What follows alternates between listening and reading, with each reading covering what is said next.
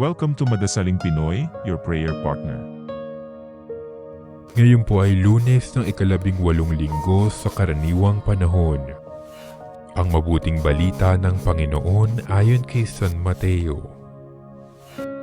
Noong panahong iyon, nang marinig ni Jesus ang pagkamatay ni Juan Bautista, siya'y sumakay sa isang bangka at nag-iisang pumunta sa isang ilang na lugar.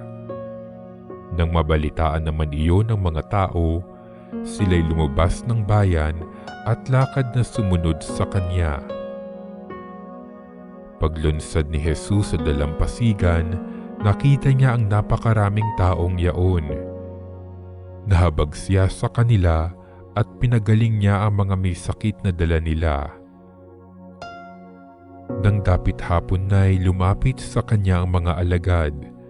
Sinabi nila, "Ilang ang puok na ito at malapit nang lumubog ang araw. Papuntahin na po ninyo sa mga nayo ng mga tao upang makabili ng kanilang makakain." "Hindi na sila kailangang umalis pa," sabi ni Jesus. "Kayo ang magbibigay sa kanila ng makakain." Sumagot sila, "5 po ang tinapay at 2 isda natin." "Dalhin ninyo rito," sabi niya. Pinaupo niya sa damuhan ng mga tao, kinuha ang 5 tinapay at 2 isda. Tumingala siya sa langit at nagpasalamat sa Diyos. Pinagpira-piraso niya ang mga tinapay at iniutos sa mga alagad na ipamigay iyon sa mga tao.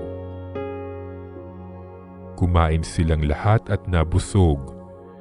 Tinipon ng mga alagad ang lumabis, at sila'y nakapuno ng 12 bakol ng pira-pirasong tinapay.